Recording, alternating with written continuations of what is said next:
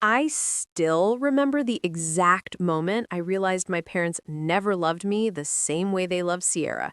We were standing in the financial aid office at Columbia, both of us clutching acceptance letters like they were lottery tickets. And Mom looked at me with those cold blue eyes and said, "Melina, honey, you're smart enough to figure it out yourself." That was code for, "You're on your own, kid." Sierra got the full ride from the bank of Mom and Dad. Tuition, room, board, the works. Me? I got a pat on the shoulder and a speech about building character through struggle. Classic. But here's the thing nobody tells you about being the family scapegoat. You develop this sixth sense for bullshit. You learn to read between the lines, to notice the things everyone else misses because they're too busy being comfortable. So, yeah, I took out the loans. I worked 3 jobs, bartending at this bougie spot in Tribeca where Wall Street bros would drop $200 on a bottle of wine without blinking, tutoring spoiled Upper East Side kids whose parents paid me more per hour than I made in a full shift anywhere else, and doing freelance graphic design work until 3 in the morning. I slept maybe 4 hours a night for 4 years straight. Sierra? She pledged the best sorority, spent her weekends in the Hamptons, posted endless Instagram stories of brunch at Baltazar and shopping trips to Bergdorf's, all on our parents' dime. The thing about my family is that we look perfect from the outside. My dad, Richard Ashford, is a big-shot corporate attorney at one of those white shoe law firms in Midtown where they bill clients $1,000 an hour. My mom, Catherine, sits on like 5 different charity boards and spends her days planning galas and fundraisers for causes she doesn't actually give a damn about. We live in this insane penthouse in Lenox Hill, floor-to-ceiling windows, a terrace bigger than most people's apartments, the kind of place you see in Architectural Digest. From the outside, we're living the dream. From the inside, it's more like a nightmare, wrapped in Hermes scarves and lies. Sierra was always the golden child. Straight A's came easy to her, or maybe they just seemed easy because Mom and Dad hired her an army of tutors whenever she struggled. She did ballet, horseback riding, all that country club stuff.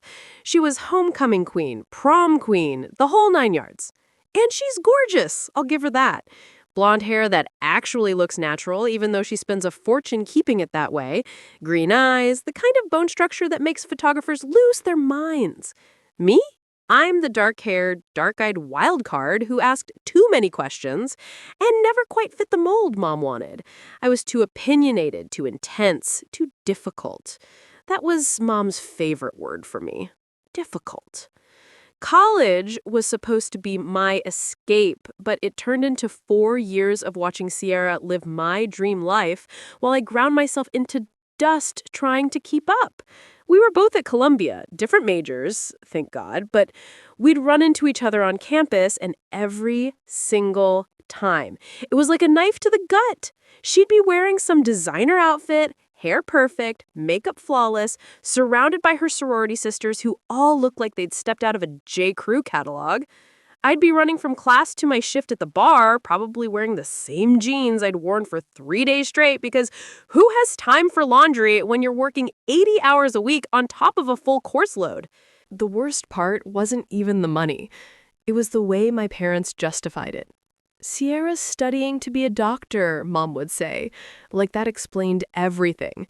"She needs to focus on her studies, not worry about money. You're doing business. You'll make it all back eventually." Never mind that I was pulling a 3.9 GPA while working myself into an early grave. Never mind that Sierra was barely scraping by with a 3.2 and had multiple academic probation warnings that Daddy's donations to the university mysteriously made disappear. None of that mattered. She was the investment. I was the liability. But I kept my mouth shut and I survived. I graduated with honors, same day as Sierra. We both walked across that stage in our caps and gowns, both got our diplomas, both smiled for the family photos. And yeah, my parents showed up. Dad in his Tom Ford suit, Mom in some ridiculous Chanel ensemble that probably cost more than my entire student loan debt. They took pictures, they clapped, they posted on Facebook about their 2 brilliant daughters. They played the part. What they didn't know, what nobody knew, was that I'd been digging. See, when you spend 4 years being invisible in your own family, you notice things. You see the cracks in the facade. You catch the whispered phone calls, the unexplained absences, the way people's stories don't quite line up. And when you're desperate and angry and tired of being treated like you're worth less than your sister, you start pulling at those threads to see what unravels. It started small. Dad working late at the office way too often, always on weekends when he said the building was practically empty. Mom taking spa days that lasted until 10 at night. Sierra being weirdly secretive about her phone, always angling it away when she was texting, getting nervous when anyone got too close. Normal people might have brushed it off. Me, I couldn't let it go. I started with Dad because he was the easiest target. Rich men are creatures of habit, and my father was no exception. Every Thursday night, like clockwork, he'd tell Mom he was working late on a big case. I tailed him one night after my bartending shift. Yeah, I went full private investigator mode. I'm not proud of it, but I'm not sorry either. And watched him walk into the Mark Hotel on the Upper East Side. He wasn't alone. There was a woman, mid-30s, gorgeous in that polished lawyer way. They kissed in the lobby before heading to the elevator, and it wasn't the kind of kiss you give a colleague. Her name was Jessica Brennan. I found out later she was a junior partner at Dad's firm. Ambitious, ruthless, exactly his type, apparently. They'd been seeing each other for 2 years. 2 years of my father playing devoted husband at home while screwing his coworker in 5-star hotel rooms. The hypocrisy was almost impressive. But Dad's affair was just the tip of the iceberg. Mom was having her own fun, and hers was way more complicated. She'd been spending time with Marcus Whitmore, a family friend who ran in the same social circles. Marcus was married, too, to Diane, who Mom played tennis with every Tuesday. The 4 of them would have dinner together, smiling and laughing like they were all best friends, and the whole time Mom and Marcus were sneaking off to his investment property in Chelsea for afternoon hookups. It was so cliché, it almost made me laugh. Almost. And then there was Sierra. Perfect, pristine Sierra who wouldn't hurt a fly. I'd noticed she was spending a lot of time with this guy named Brandon Calloway. Brandon was old money. Like, his family had a wing at the Met kind of old money. Hedge fund kid, total trust fund baby, exactly the kind of guy our parents would love. They'd been dating for about a year, and Mom was already planning the wedding in her head, talking about what a perfect match they were, how their families would merge beautifully. What Mom didn't know was that Brandon was also seeing someone else, someone he actually cared about. A guy named Chris, who worked as a bartender. Yeah, we actually worked together for a hot minute before I figured out who Brandon really was. Chris had no idea Brandon came from money. Brandon kept that whole side of his life separate.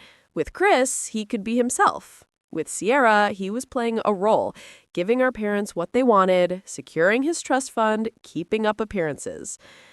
Sierra knew. She had to know. I saw them together once at some restaurant in Soho, and there was zero chemistry. They looked like business partners, not lovers. But she was going along with it because that's what Sierra did. She followed the script, played the perfect daughter, did whatever Mom and Dad wanted, even if it meant fake dating a closeted guy to maintain the illusion. The more I uncovered, the more I realized my whole family was built on lies. Every smile was fake.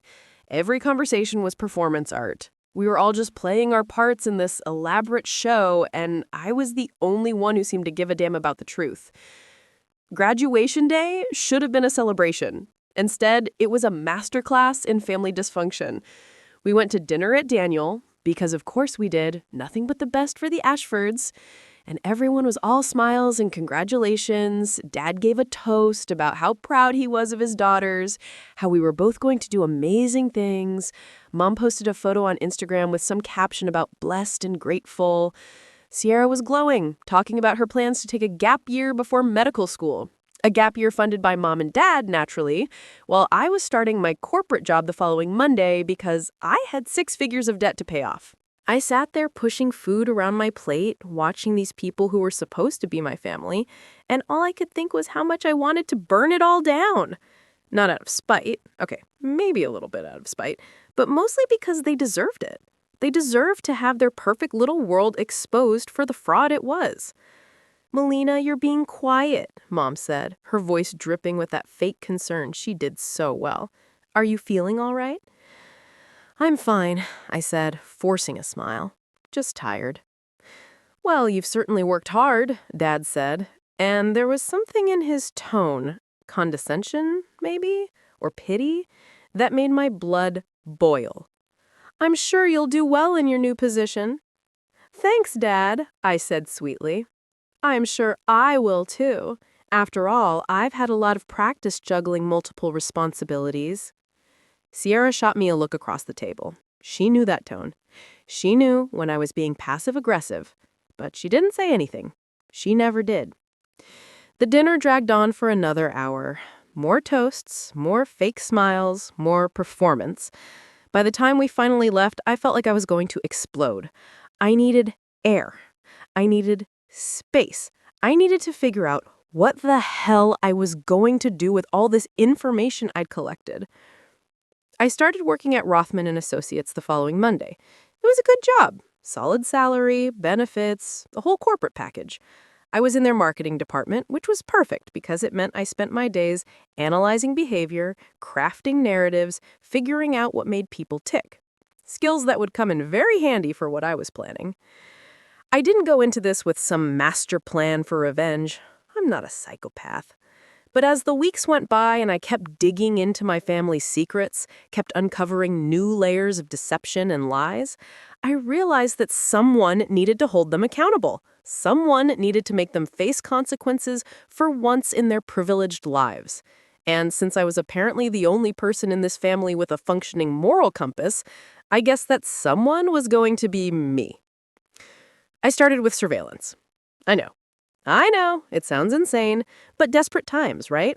I planted a small recording device in Dad's home office. Nothing fancy, just something I ordered off Amazon for like $50. I set up a fake Instagram account and started following Sierra's friends, piecing together her real social life versus the one she showed our parents. I joined the same gym as Mom and Marcus, watching their carefully choreographed, coincidental meetings. I was collecting evidence, building a case, waiting for the right moment. The thing about revenge is that it's not about the act itself. It's about the timing. You have to wait for the perfect moment, the one where maximum damage can be achieved with minimum effort. You have to be patient. You have to be smart. You have to be willing to play the long game. I was willing. 3 months after graduation, Dad made partner at his firm. It was a huge deal. There was a party, announcements, the whole thing. Mom was over the moon, already planning how she'd redecorate the apartment with the bonus money. Sierra was home from her gap year travels, Bali this time, because of course, and actually seemed happy for him. We all went to this celebration dinner at Per Se, because apparently Daniel wasn't fancy enough for a partnership celebration. That's when I saw it. The crack in Dad's armor. He was on his phone constantly during dinner, texting someone, smiling at a screen. Mom noticed too. I saw her jaw tighten, saw the way her hand clenched around her wine glass. She knew. Maybe she'd known for a while. Maybe she'd been ignoring it, pretending everything was fine because that's what people like her do, but she knew. And that's when it hit me. The perfect moment wasn't going to be some dramatic confrontation. It wasn't going to be me standing up at dinner and exposing everyone's secrets like some soap opera villain. No, the perfect moment was going to be when they destroyed themselves. When all their lies and secrets and betrayals collided in a way that couldn't be ignored or swept under the rug. When they had no choice but to face what they'd become. I just had to help push them in the right direction. I started small. An anonymous email to Diane Whitmore with a few carefully chosen photos of Mom and Marcus leaving his Chelsea apartment. Nothing explicit, nothing that could be traced back to me, just enough to plant a seed of doubt. A casual mention to Sierra's sorority sister about seeing Brandon at a gay bar in Hell's Kitchen with his arm around another guy. A carefully worded question to Jessica Brennan's husband, yeah, she was married too, the plot thickens, about whether he'd heard the rumors about partners at Dad's firm having affairs with junior staff. I was planting bombs, setting timers, and then stepping back to watch them explode. The first one went off 2 weeks later. Diane confronted Marcus, who panicked and told his wife everything, including all the details about Mom. Diane, being the scorned woman she was, immediately called Catherine and invited her to lunch. What Mom thought was going to be a normal social call turned into a 2-hour public screaming match at San Ambrunis, where Diane threw a glass of water in Mom's face and called her every name in the book. It made the society pages. Mom was humiliated. Dad tried to comfort her, playing the supportive husband, but I could see he was nervous. He knew his own secrets could be next. And he was right to be worried, because Jessica's husband filed for divorce a week later, citing adultery and naming Dad specifically in the filing. That news spread through the legal community like wildfire. Dad's reputation took a massive hit. The firm started an internal investigation. His partnership was suddenly in jeopardy. And Sierra's bomb was the most beautiful one of all. Brandon's parents found out about Chris, not from me directly, but through a chain of gossip I'd carefully orchestrated, and they threatened to cut him off completely unless he ended both relationships and went to therapy to fix himself. Brandon, faced with losing everything, came out publicly instead. He posted this long, emotional Instagram story about living authentically and being tired of hiding who he really was. He mentioned Sierra by name, apologizing for using her and explaining that he'd been trying to be someone he wasn't. Sierra called me crying. Actually trying. "Melina, what am I going to do? Everyone knows now. Everyone knows I was dating a gay guy. Mom and Dad are going to kill me. They're saying I'm an embarrassment to the family." "Yeah," I said, not even trying to hide the satisfaction in my voice. "Sucks when your perfect life falls apart, doesn't it?" There was a long silence. Then Sierra said, quietly, "You did this. Somehow, you're behind all of this." "I have no idea what you're talking about," I said. But we both knew the truth. My parents called a family meeting the next day. We all gathered in the penthouse living room, the same room where we'd taken countless perfect family photos, where we'd hosted parties and impressed guests and maintained our flawless image. Now it felt like a war zone. "This family is falling apart," Dad said, and he actually looked old for the first time in his life. Tired, defeated. "We need to figure out how to handle this, how to control the narrative." "Maybe the problem isn't the narrative," I said. "Maybe the problem is that we're all lying to each other. Maybe the problem is that this family has been fake for years and now everyone can see it." "Melina, that's enough," Mom snapped. "You don't understand how complicated adult relationships are." "Actually, I understand perfectly. You're a hypocrite, Mom. You spent years judging other people, sitting on your high horse with your charity boards and your society friends, and the whole time you were screwing Marcus Whitmore. And Dad, you're no better, preaching about integrity and ethics while you're having an affair with someone younger than you could be your daughter. And Sierra, God, Sierra, you can't even be honest about your own relationships. You'd rather live a lie than disappoint Mommy and Daddy." "That's not fair," Sierra said, but her voice was weak. "Fair? You want to talk about fair?" I stood up and I could feel 4 years of rage and resentment pouring out of me. "You got everything handed to you on a silver platter while I worked myself half to death just to keep up. You got the tuition, the support, the love, and you didn't even have to try. I got nothing except told I didn't deserve it. And now you're all sitting here playing victim because your secrets are coming out? You made your choices, all of you. Now you get to live with the consequences." "You don't understand what you've done," Dad said, and there was real anger in his voice now. "You've destroyed this family. For what? Some petty revenge because you felt slighted?" "I didn't destroy anything," I said. "I just stopped helping you hide from the truth." Mom looked at me with something I'd never seen in her eyes before. Fear. "What do you want, Melina? Money? Is that what this is about? Do you want us to pay off your student loans?" "I don't want your money," I said. "I want you to acknowledge what you did to me. I want you to admit that you treated me like I was worthless. I want you to apologize." The silence that followed was deafening. Sierra was staring at her hands. Dad was looking out the window. Mom's face was unreadable. Nobody said anything. Nobody apologized. "That's what I thought," I said. I grabbed my bag and headed for the door. "Enjoy the mess. You've earned it. I walked out of that apartment and didn't look back. I blocked my parents' numbers. I unfollowed Sierra on all social media. I cut them out of my life completely. And you know what? It felt amazing. It felt like I could finally breathe. But here's the thing about revenge. It's never really over. You think you've won, you think you've gotten justice, but there's always another chapter, always another secret waiting to be uncovered, always another truth that changes everything. I had destroyed my family's perfect facade. I had exposed their lies and watched their world crumble. I should have been satisfied, but deep down, I knew there was something else, something bigger, something that would explain why they'd always treated me differently, why I'd never quite sit into their perfect picture. That answer was coming, and when it did, everything I thought I knew about the Ashford family, about my family, was going to change forever. But that revelation was still months away. For now, I had to figure out how to rebuild my own life from the ashes of theirs.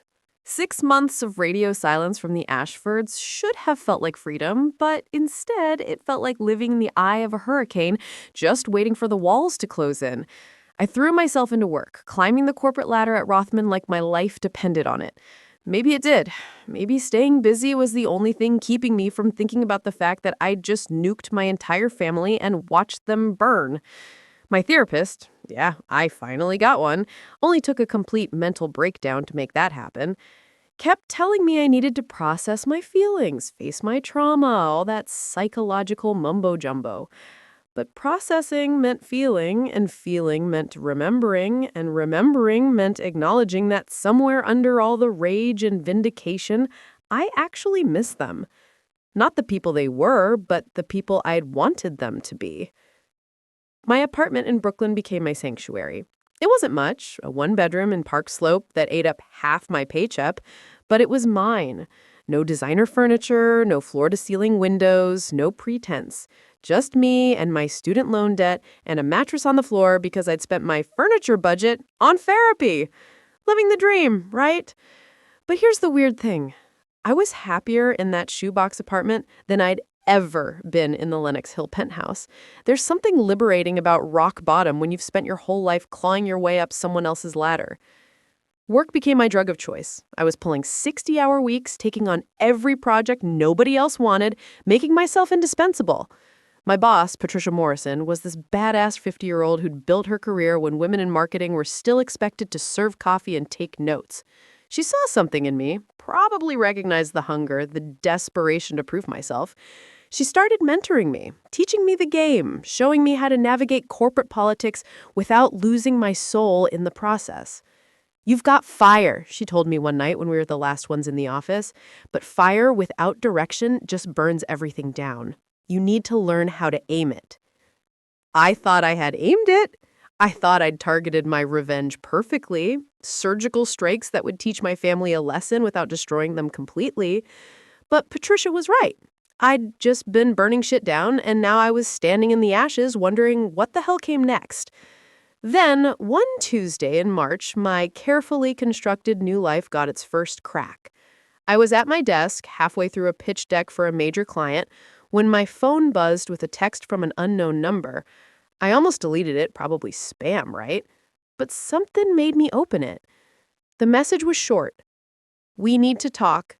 It's about your father. Meet me at Café Mogador tomorrow at noon. Come alone. A."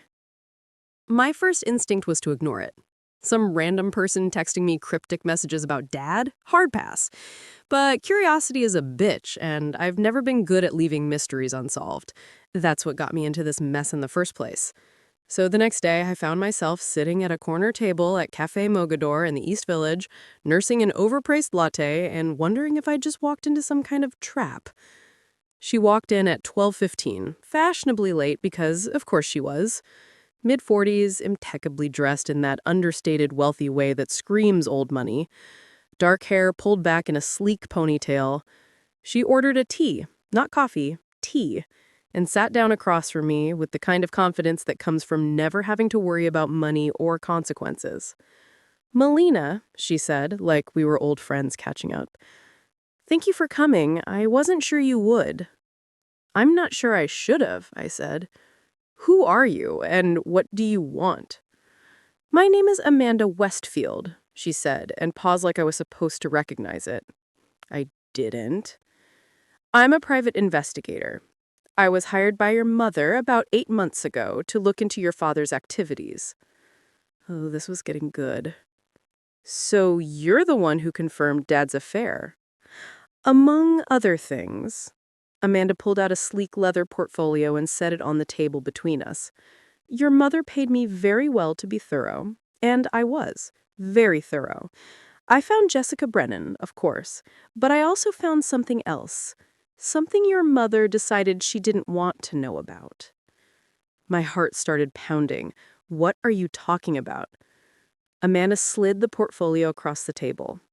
Open it. Inside were documents, bank statements, medical records, legal papers, all with my father's name on them. I started reading and the world tilted sideways. There were payments, regular monthly payments going back 23 years to a woman named Diana Torres.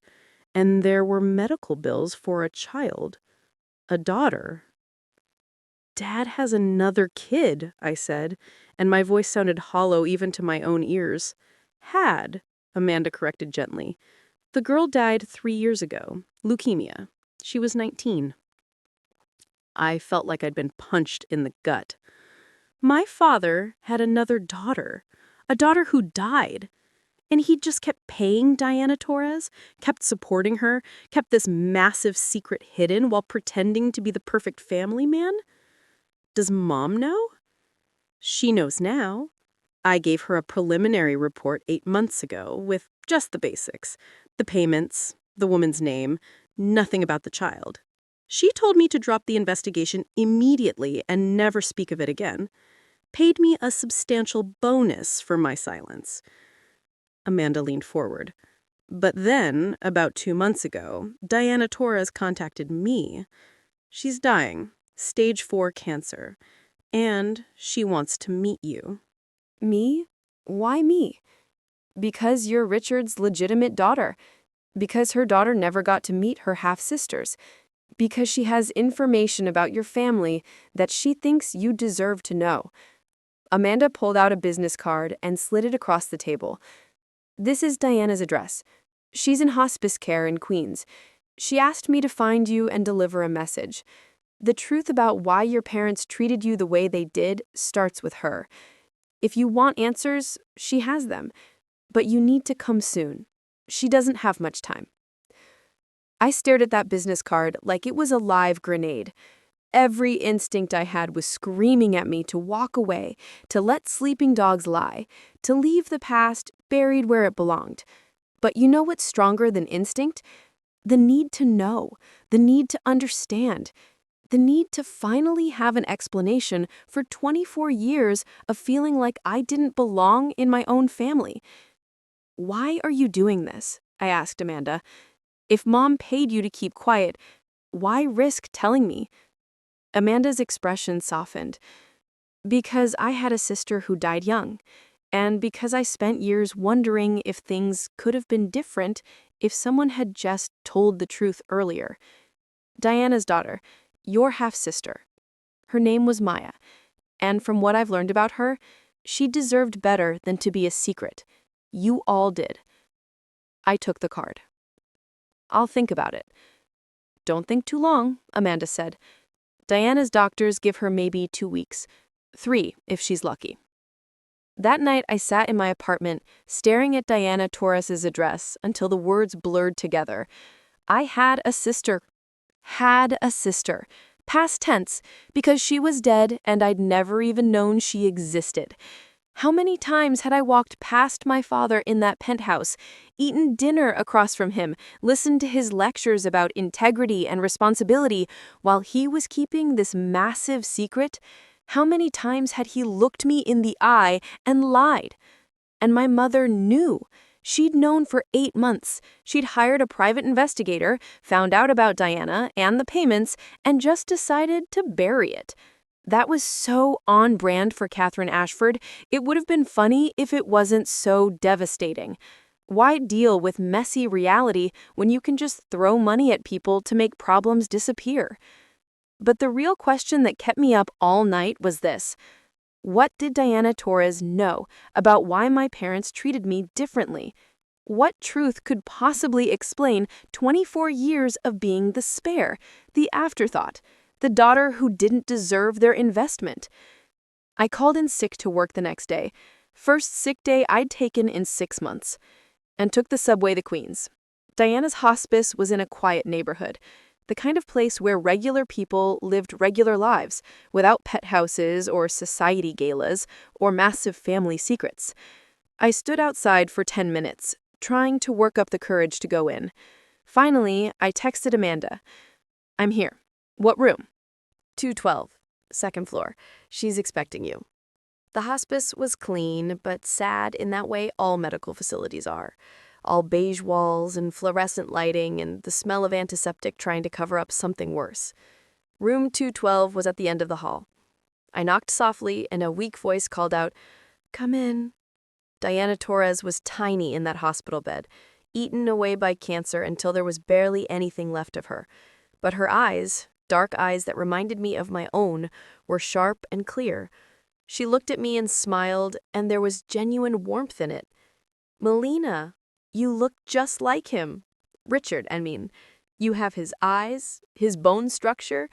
Sierra looks like Catherine, but you're all Richard." I sat down in the chair next to her bed. "Amanda said you wanted to see me." "I wanted to meet you before I die. I wanted to tell you about Maya, about your sister. I wanted to explain things that nobody else will." Diana coughed, a rattling sound that made me wince. "And I wanted to apologize." "For what?" "For being part of the reason your life has been so hard." Diana reached for a photo album on the bedside table. Her hands shook as she opened it. "This is Maya. This was your sister." The girl in the photos was beautiful. Dark hair like mine, Richard's eyes, but there was something about her smile that was all her own. I saw pictures of her as a baby, as a kid, as a teenager, birthday parties, school photos, prom pictures, a whole life I'd never known existed. "She was gorgeous," I said, and my voice cracked. "She was brilliant. Full scholarship to NYU. She wanted to be a doctor, like Sierra." Diana's eyes filled with tears. "She was diagnosed during her sophomore year. Richard paid for everything. The best doctors, the experimental treatments, everything. He visited her in the hospital every week. He was there when she died."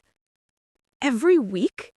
I thought about all those Thursday nights Dad said he was working late, all those weekends at the office. He'd been visiting Maya. He'd been being a father to her while treating me like an inconvenience. The betrayal burned fresh and hot. "Richard loved Maya," Diana said quietly. "He loved her mother too. He loved me." I stared at her. "What are you talking about?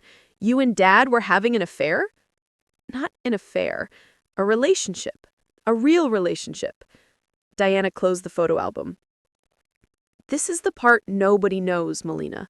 The part your mother would kill to keep buried. Richard and I met in college. We dated for 3 years. We were in love.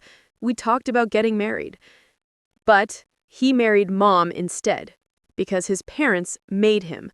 The Ashfords and the Montgomerys, Catherine's family, they'd been planning that union for years. Old money marrying old money, preserving the bloodlines, maintaining the dynasty.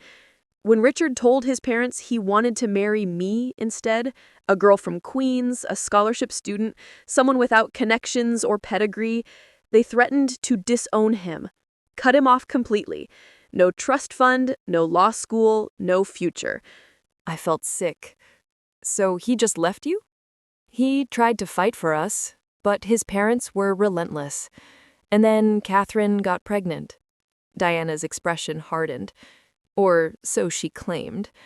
"She told Richard she was having his baby, that they'd slept together at some party after they'd broken up. He didn't remember it. He'd been blackout drunk, but he couldn't prove it hadn't happened. His parents used it to force him into the marriage. Do the right thing, they said. Take responsibility for your child. Sierra, I whispered. Sierra, born 7 months after the wedding. Premature, they said, but I always wondered. Diana coughed again, harder this time. Richard married Catherine, but he never stopped loving me. We reconnected about a year after Sierra was born. We'd tried to stay away from each other, we really did, but some things are inevitable. I got pregnant with Maya. Richard wanted to leave Catherine, wanted to be with us, but by then, the Ashford name was everything to him. His career was taking off. He couldn't walk away. So he paid you to keep quiet. He supported his daughter. That's what he did. Diana's voice got sharp. Don't you dare make Maya sound like she was some dirty secret he was ashamed of. He loved her. He was her father in every way that mattered, except publicly. But he let me think I was his only other daughter besides Sierra. He let me grow up feeling like I wasn't good enough, like I was less than, like I didn't deserve his love or attention. My hands were shaking. Why? If he could love Maya, if he could be a good father to her, why couldn't he be that for me? Diana looked at me with something like pity. Because you remind him of his failures. Because every time Richard looks at you, he sees the life he should have had, but was too weak to fight for. You look like him, Melina. You act like him. You're ambitious and driven, and you don't let anyone push you around. You're who he would have been if he'd had the courage to stand up to his parents. That's insane. He punished me because I reminded him of himself. He resented you because you represented his guilt. Catherine resented you for different reasons. This is the part that's going to hurt, Melina. This is the part that explains everything. Catherine knows you're not Richard's biological daughter. The world stopped. Just stopped. What? Catherine cheated on Richard about 6 months after they got married. She was angry that he was distant, that he clearly didn't love her, that their marriage was a sham. She had a brief affair with someone, I don't know who, Richard never told me. She got pregnant. She told Richard the baby was his. Diana's eyes were full of sympathy. But about a year after you were born, she told him the truth during a fight. She threw it in his face that you weren't really his, that he was raising another man's daughter. I couldn't breathe. I literally could not get air into my lungs. I'm not his daughter. Legally, you are. Biologically, no. Richard had a paternity test done secretly when you were 2. It confirmed what Catherine had told him. You weren't his. Diana reached for my hand. But here's what you need to understand. Richard chose to stay. He chose to keep that secret. He chose to raise you as his daughter, even though he knew you weren't his biological child. That takes a certain kind of courage.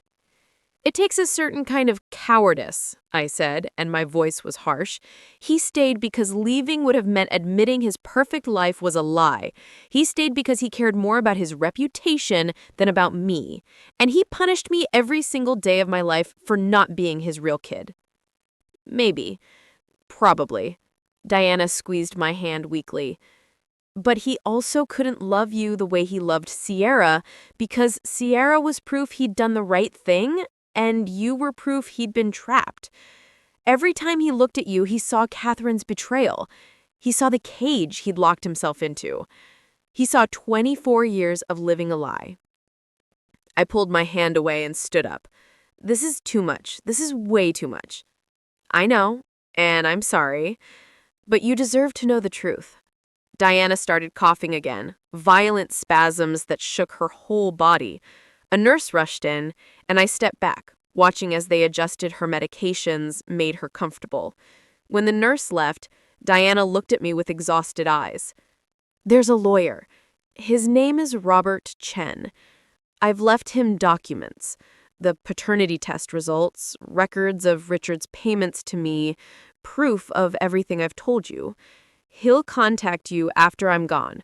You can choose what to do with that information. You can expose your parents, or you can bury it. That's up to you. Why are you giving this to me? Because Maya would have wanted you to have it. because you deserve to know who you really are, and because, Diana paused, choosing her words carefully, because sometimes the truth is the only weapon we have against people who've hurt us. What you do with that weapon is your choice. I left the hospice in a daze. I don't remember the subway ride back to Brooklyn. I don't remember walking into my apartment or sitting down on my mattress on the floor. I just remember staring at the wall and thinking, I'm not Richard Ashford's daughter. Everything I thought I knew about myself was a lie. The reason my parents treated me differently wasn't because I was difficult or disappointing. It was because I wasn't really theirs. I was the evidence of Catherine's affair, the living reminder of Richard's failed rebellion, the secret they'd buried under $400 an hour therapy sessions and designer clothes, and the pretense of being a perfect family. And Sierra. God, Sierra. Did she know? Had they told her that I wasn't really her full sister? Or was she as much in the dark as I'd been? I called Patricia. She answered on the second ring. Melina, you okay? You never call in sick. I need to ask you something. If you found out that everything you believed about yourself was a lie, would you want revenge or would you just want to walk away? There was a long pause. What happened? I can't explain, not yet. I just need to know, what would you do? I'd burn it all down, Patricia said without hesitation. But that's me. I've spent my whole life fighting battles that weren't mine to fight because I was too angry to walk away. It's made me successful, but it's also made me lonely. So maybe the real question isn't what would I do? It's what would let you sleep at night? I thanked her and hung up. What would let me sleep at night? Exposing the truth about my family? Finally having proof of what they'd done to me? Or would revenge just keep me trapped in their orbit, forever defined by their betrayal? Diana Torres died 11 days later. Amanda texted me the news, along with Robert Chen's contact information. I didn't go to the funeral. I couldn't. I was barely holding myself together as it was. But I thought about Maya, my sister, my actual sister, connected to me through our father's love, even though that father had failed us both in different ways. She died at 19 without ever knowing I existed. She died thinking she was Dad's only secret. And that, more than anything else, made me furious. Not just for myself, but for her, for the sister I'd never gotten to meet, for the relationship we'd been robbed of by our parents' lies and selfishness and cowardice. Robert Chen called me 2 weeks later. Miss Ashford, I have documents for you from Diana Torres' estate. When would be a good time to meet? Now, I said. Meet me now. We met at a coffee shop in Manhattan. Robert was younger than I expected, maybe 35, with kind eyes and an expensive suit. He handed me a manila envelope. Diana was very clear about her wishes. Everything in here is yours. You can do whatever you want with it. She also left you a letter. Inside the envelope was everything Diana had promised. The paternity test from when I was 2 years old, clearly showing Richard Ashford was not my biological father. Bank records showing payments to Diana going back 23 years. Medical records for Maya Torres, including bills paid by Richard. Photographs of Richard with Diana and Maya. Pictures of him smiling in a way I'd never seen at home. And at the bottom, a sealed letter addressed to me in shaky handwriting. I opened it right there, didn't even care that Robert was watching. Diana's letter was short. Melina, Maya would have loved you. She used to ask about her half-sisters, and I'd tell her you didn't know about her. It broke her heart. She made me promise that if anything happened to her, I'd find you and tell you the truth. I waited too long. I'm sorry for that. But I hope this information gives you the power to finally break free from people who never deserved you. Live the life Maya didn't get to live. Be brave enough to be yourself. And remember, you are not your parents' mistakes. You are your own person. Love, Diana. I folded the letter carefully and put it back in the envelope. Thank you, Mr. Chen. What are you going to do? He asked. I have no idea, I admitted. But I have time to figure it out. That was a lie. I knew exactly what I was going to do. I was going to confront my parents. I was going to make them admit what they'd done. I was going to force them to acknowledge that they'd built their entire lives on lies and that I'd paid the price for their cowardice. But I wasn't going to do it alone. I needed to talk to Sierra first, because whatever else was true, she was still my sister. Half-sister, sure. But we'd grown up in the same house, survived the same parents. She deserved to know the truth, too. And maybe, just maybe, she deserved a chance to be on the right side of this for once. I unblocked Sierra's number and sent her a text. "We need to talk. It's important. Can you meet me tomorrow?" She responded within minutes. "Where?" "Brooklyn Bridge Park, 3 p.m. Come alone." The next day was cold, one of those late March afternoons where winter's still hanging on and spring feels like a broken promise. Sierra showed up wearing a Burberry coat and Gucci sunglasses, looking every inch the Upper East Side princess she'd been raised to be. But when she took off the sunglasses, I saw shadows under her eyes. Saw lines of stress I'd never noticed before. The last 6 months hadn't been kind to her either. "Hey," she said, sitting down on the bench next to me. We both stared out at the water, not looking at each other. "This is weird." "Yeah." "I miss you," Sierra said quietly. "I know that's stupid after everything, but I do. You're the only person who really knows what it was like growing up in that family." "Do I, though?" I turned to face her. "Do I really know, Sierra? Or have I just been living in a carefully constructed lie my whole life?" She frowned. "What are you talking about?" So I told her. Everything. Diana Torres, Maya, the affair that lasted 23 years, the paternity test results. I watched Sierra's face go from confused to shocked to devastated as the truth sank in. When I finished, she was crying. "You're not Dad's daughter." "Biologically, no. Legally, yes. But it explains everything, doesn't it? Why they treated me differently, why you were the golden child and I was always the disappointment. It wasn't about me being difficult. It was about me being proof of Mom's affair and Dad's failure." "Melina, I didn't know. I swear to God, I didn't know any of this." Sierra grabbed my hands. "If I'd known..." "Would it have changed anything?" I asked. "Would you have stood up to them? Would you have defended me?" She looked away, and that was answer enough. Sierra was who she was, conflict avoidant, desperate for approval, willing to play whatever role kept the peace. I couldn't hate her for it. That's how she survived our family. We'd just chosen different survival strategies. "I found something out, too," Sierra said after a long silence. "About Mom. I didn't know if I should tell you, but after what you just told me..." "What is it?" "Mom's sick. Really sick. She has early onset Alzheimer's. She's known for about 2 years. That's why she went so crazy after the Marcus thing came out. She's terrified of losing control, of people seeing her as weak. Dad doesn't even know yet. She's been hiding it."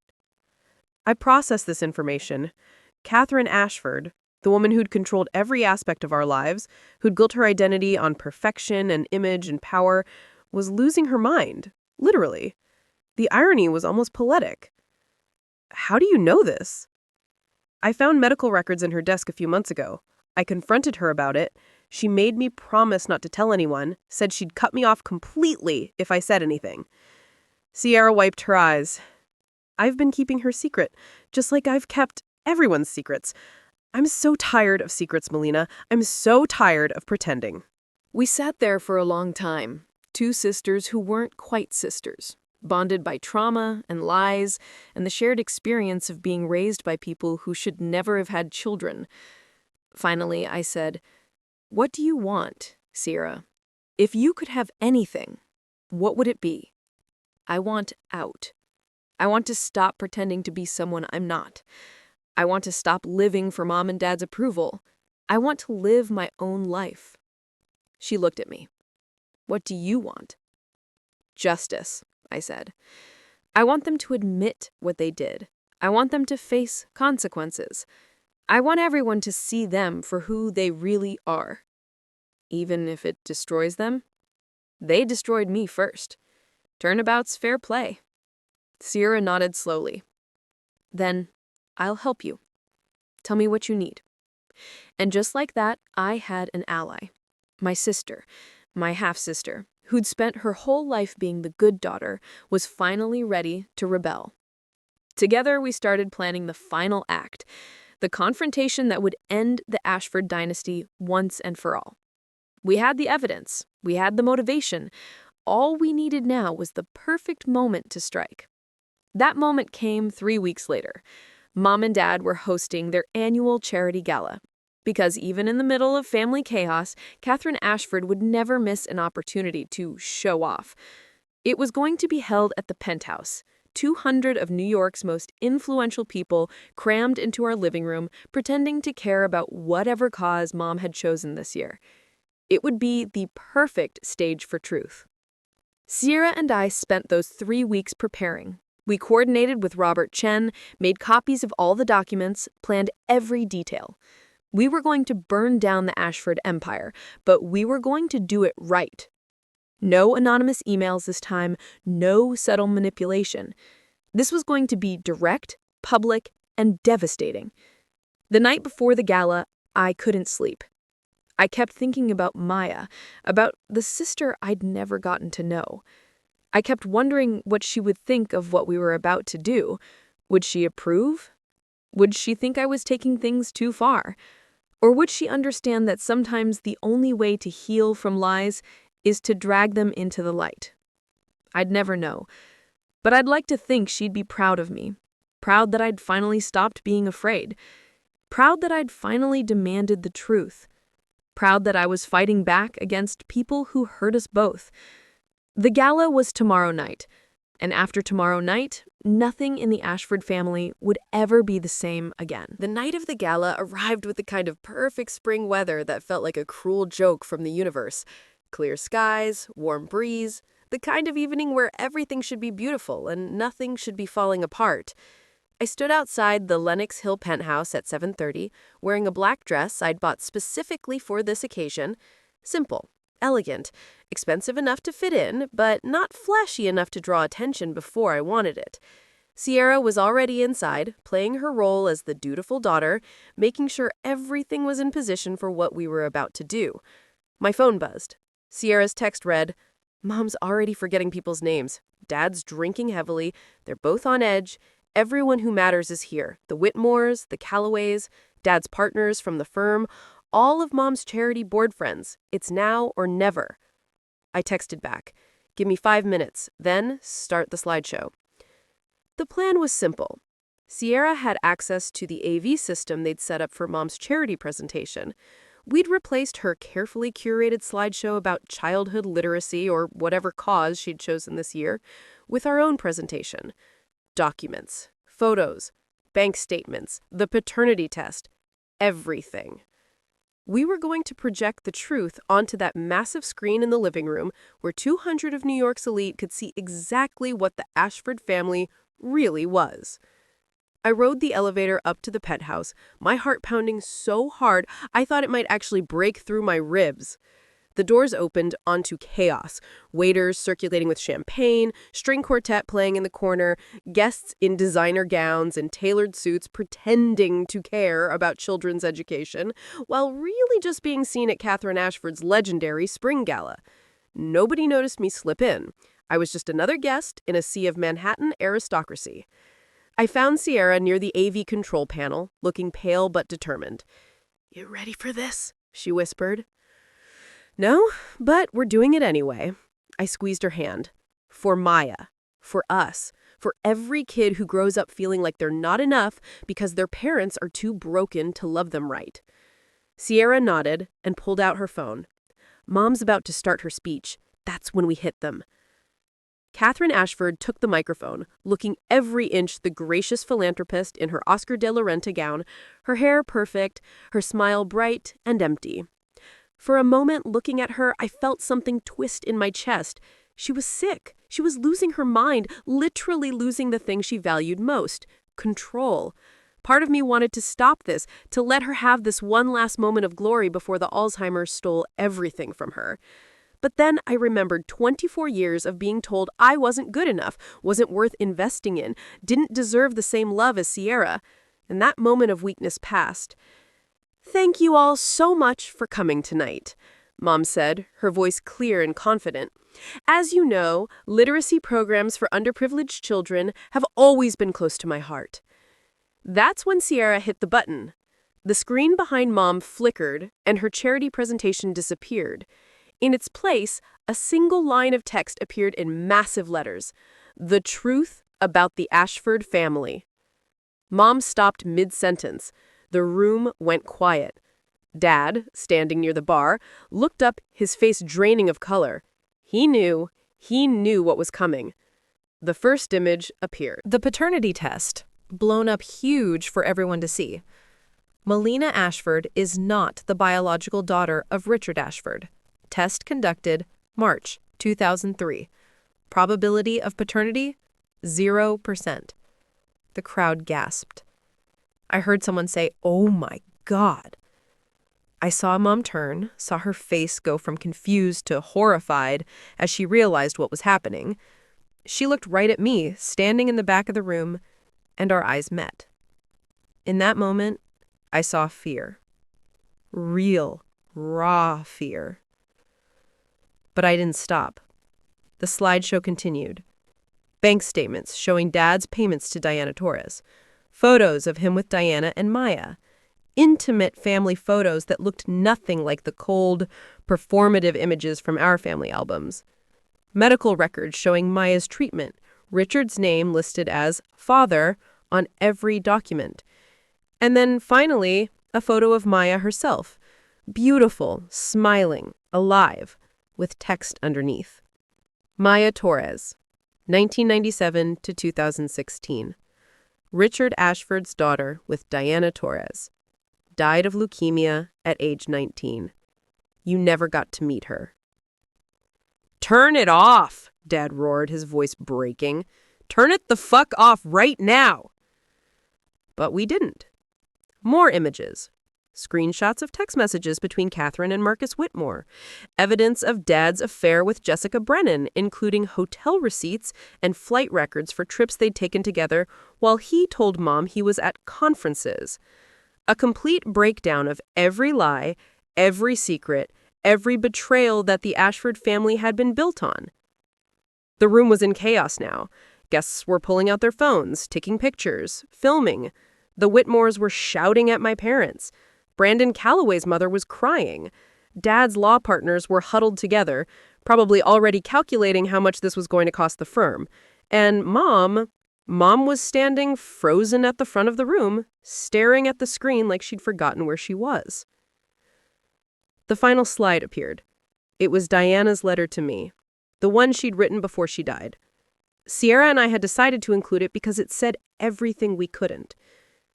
"Melina, you are not your parents' mistakes. You are your own person. Be brave enough to be yourself. The truth will set you free, even when it hurts. Love, Diana." I walked to the front of the room. The crowd parted like I was radioactive. I took the microphone from my mother's limp hand. "My name is Melina Ashford," I said, and my voice didn't shake even though I was shaking inside. "And everything you just saw is true. My parents built their entire lives on lies. They lied to me. They lied to each other. They lied to all of you. My father had another daughter, a daughter who died while he pretended she didn't exist. My mother had an affair and passed me off as my father's child for 24 years. They paid for my sister Sierra's entire life while I worked 3 jobs to pay for college. And the reason was simple. I wasn't really his. I was evidence of their failures, and they punished me for it. Every single day." "Melina, please," Mom said, and her voice was small and broken. "Please don't do this." "Why not?" I turned to face her. "You did this to me. You both did.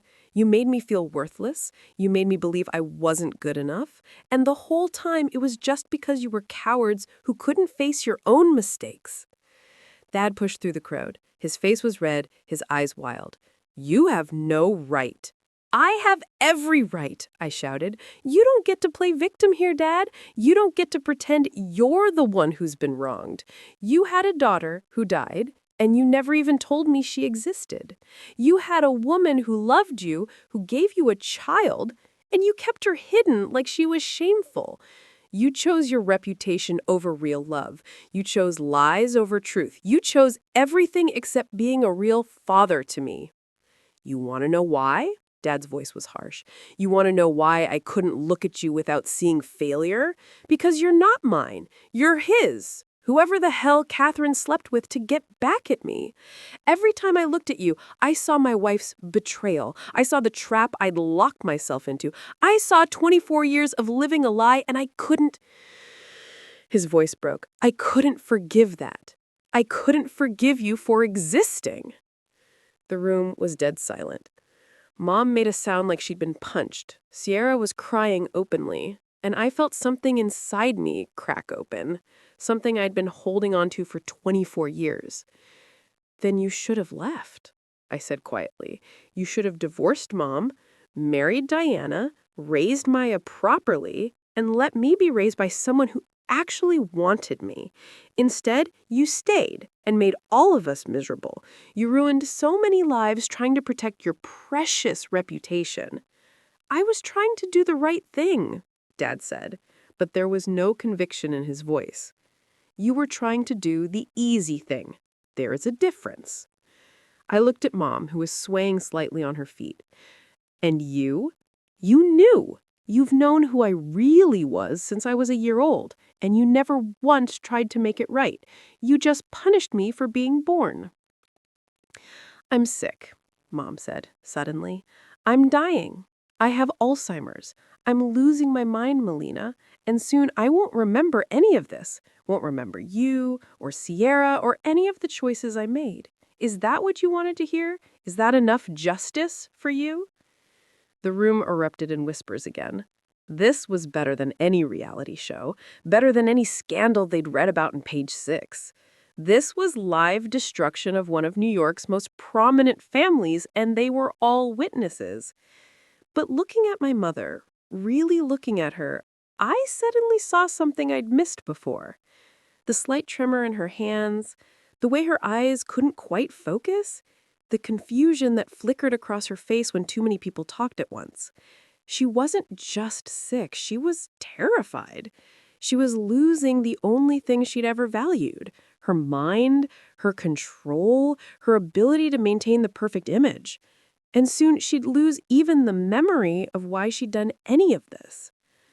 Mom, I said, and my voice was softer now. Do you even remember why you treated me the way you did? Do you remember making the choice to pay for Sierra's tuition, but not mine? Or has that already disappeared?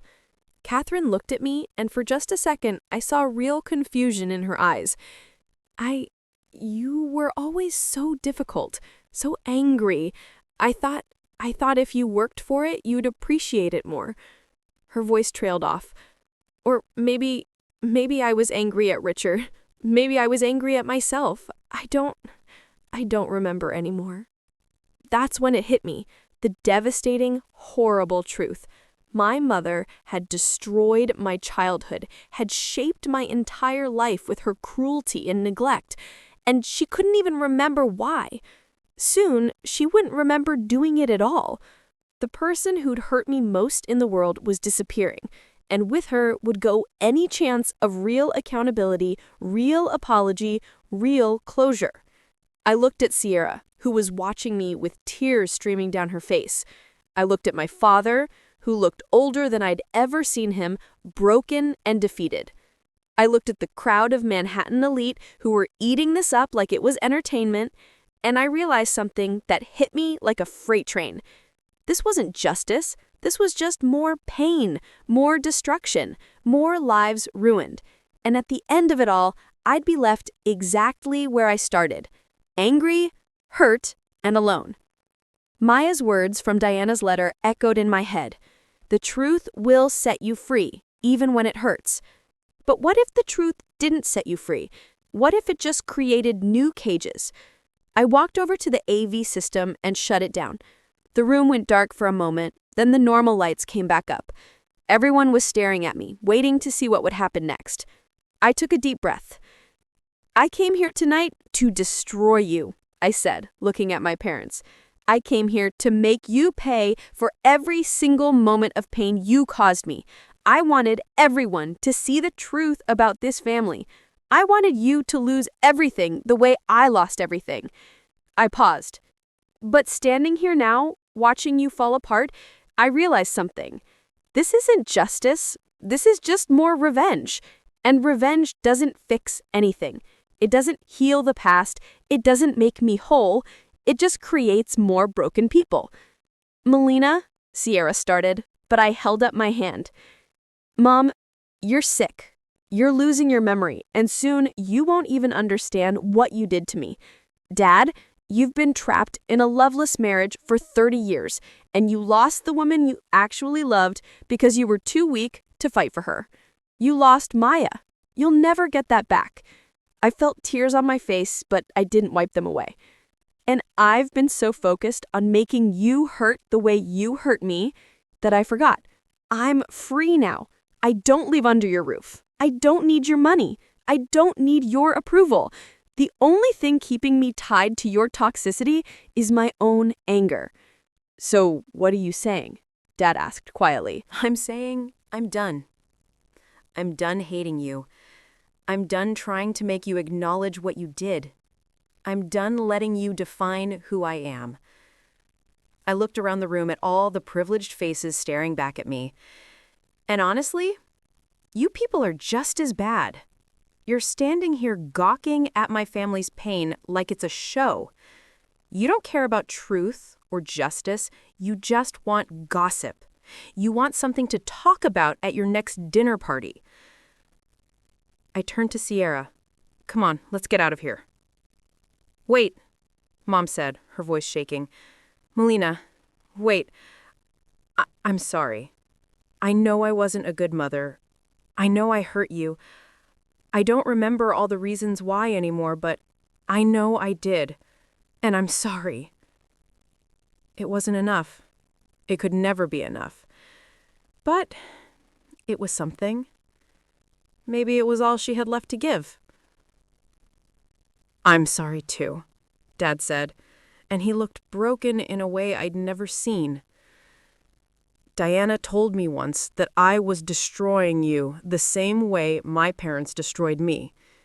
She said I was making you pay for their mistakes and my cowardice. She was right. I was so angry at myself that I took it out on you. And by the time I realized what I was doing, I didn't know how to stop. I stood there, looking at these two broken people who'd created me, or raised me, or whatever the right term was, and I felt something I didn't expect. Not forgiveness exactly, but something close to it. Understanding, maybe? Or just exhaustion.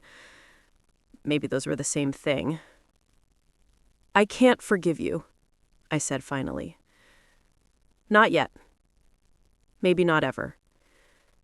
What you did to me shaped my entire life. It made me who I am, and while I'm proud of the person I've become, I'm also angry about the pain it took to get here. But I also can't keep carrying this rage around like it's armor. It's just making me heavy. What do you need from us? Nothing. That's the point. I don't need anything from you anymore. I looked at Sierra. But I do need my sister. The real relationship we never got to have because we were too busy playing the roles you assigned us. Sierra crossed the room and took my hand. I'm here. I'm not going anywhere this time. I nodded, then looked back at my parents one last time. I hope you figure out how to live with yourselves. I hope Dad finds some peace with the choices he made. And Mom, I hope your mind stays clear long enough to understand what I'm about to say. I'm choosing to let go. Not for you, for me. Because holding on to this anger is killing me, and you've already taken enough of my life. I won't let you take any more." The guests were silent. No one knew what to do with a story that ended this way. Not with dramatic confrontation and total destruction, but with something quieter and sadder and more real. I started walking toward the door, Sierra beside me, and we were almost there when I heard Dad's voice one more time. "Melina, your sister, Maya, she left something for you. I've had it for 3 years, but I didn't know how to give it to you when you didn't even know she existed." I stopped, turned around. Dad pulled a small envelope from his jacket pocket. "She wrote this a few days before she died.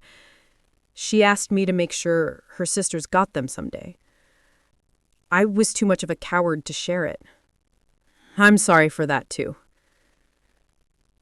I took the envelope with shaking hands. Inside was a letter in handwriting I'd never seen before, but somehow recognized. It looked like mine.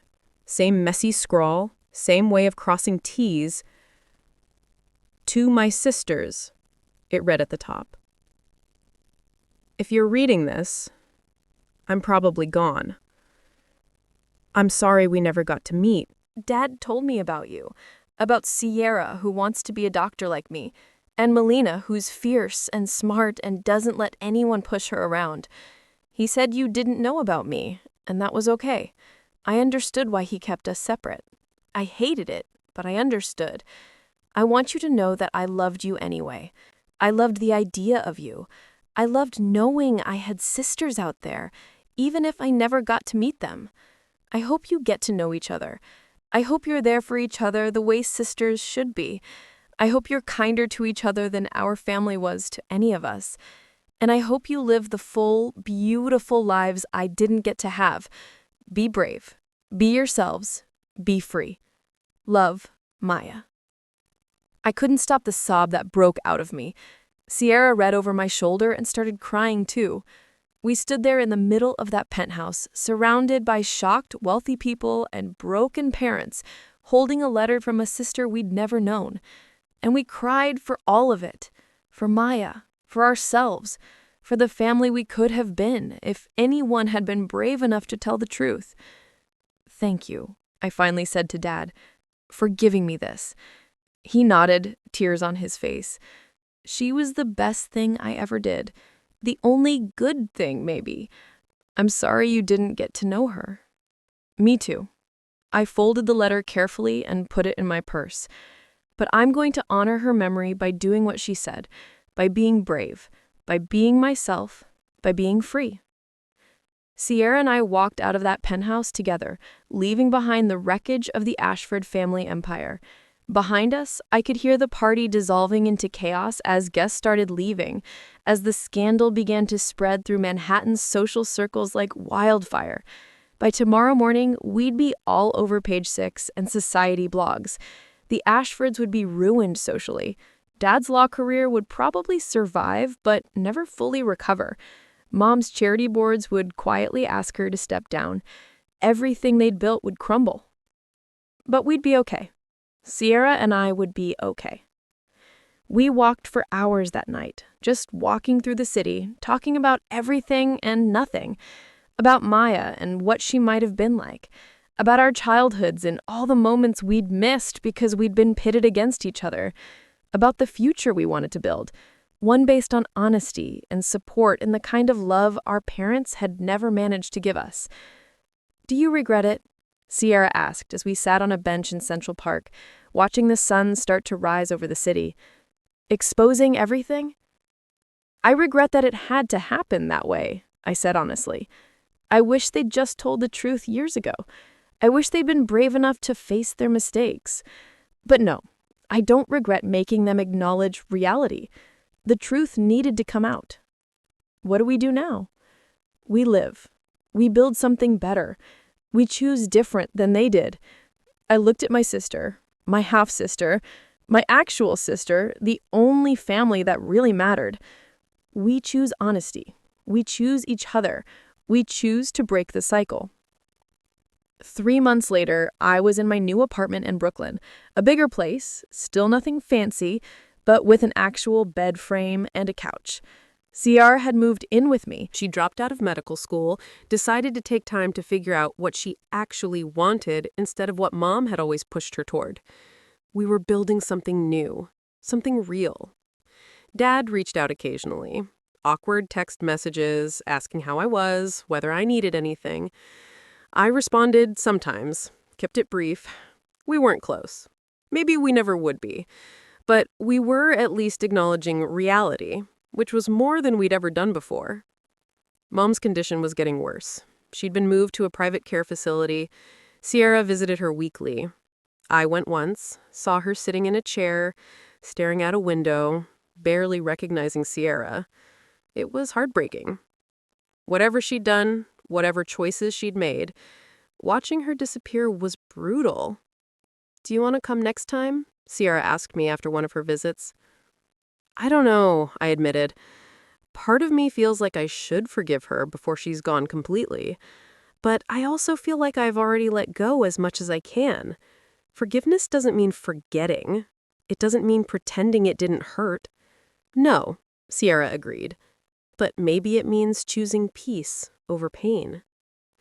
I thought about that a lot over the following weeks. Choosing peace over pain. That's what Maya had asked us to do in her letter.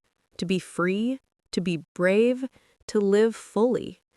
And holding on to this anger, this resentment, wasn't living fully. It was just existing in the shadow of my parents' mistakes. So, one Sunday afternoon, I went with Ciara to visit Lam. Catherine was having a good day. She recognized us both, even if she couldn't quite remember why we were there or what had happened. We sat with her in the garden of the facility, and we talked about nothing important. The weather, the flowers, memories from when we were little that she could still access. "You girls were beautiful babies," Mom said, smiling in a way that looked genuine. "I was so happy when you were born. Both of you." It might have been a lie. It might have been the Alzheimer's rewriting history into something more pleasant. But sitting there in the sunshine, watching my mother's mind slip away, I decided it didn't matter. I couldn't change the past. I couldn't make her into the mother I'd needed. But I could choose how I moved forward. "Mom," I said quietly, "I forgive you." She looked at me, confused. "Forgive me for what, honey?" "For everything. For all of it. I forgive you." I don't know if she understood. I don't know if she even remembered our fight or the gala or any of the pain she'd caused. But saying those words, "I forgive you," lifted something off my chest that I'd been carrying for 24 years. Forgiveness wasn't for her. It was for me. It was choosing to be free instead of trapped. It was choosing peace over pain. It was choosing to honor Maya's memory by living the brave, full life she'd asked us to live. That night, Ciara and I sat on our tiny balcony, drinking cheap wine and looking at the Brooklyn skyline. "You think Maya would be proud of us?" "Yeah," I said. "I think she would." I thought about my parents, broken and lost in their own ways. I thought about Diana Torres, who'd loved my father despite everything. I thought about Maya, who died too young, who'd never gotten to meet her sisters. And I thought about me and Ciara, building something better from the ruins of our family. The truth had hurt. It had destroyed everything our parents had built. But from that destruction came something unexpected. Freedom. The freedom to be ourselves. The freedom to choose differently. The freedom to love each other without all the lies and competition and toxic patterns that had defined our childhood. I wasn't grateful for the pain. I wasn't thankful for the trauma. But I was grateful for where it had led me. To authenticity. To real relationships. To understanding that sometimes the most radical thing you can do is choose peace. Choose forgiveness. Not because they deserved it, but because you deserve to be free from the weight of carrying their mistakes. My name is Melina Ashford. I'm not my father's biological daughter, but I am my own person. I survived a childhood of lies and neglect. I exposed my family's secrets. I watched their empire crumble. And in the end, I chose forgiveness, not because they earned it, but because I refused to let their failures define my future. That's the thing about truth.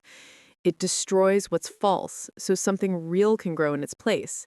And real things, real love, real forgiveness, real peace, those are worth more than any empire built on lies. Keep in mind, always, that the deepest wounds often come from those who should love us most. But healing begins when we choose to release the burden of others' failures. True strength isn't in revenge, it's in breaking the cycle, choosing authenticity over appearances, and understanding that forgiveness is a gift we give ourselves, not permission for those who hurt us. In the end, the most powerful rebellion against a toxic legacy is to live freely, love authentically, and refuse to pass the pain to the next generation.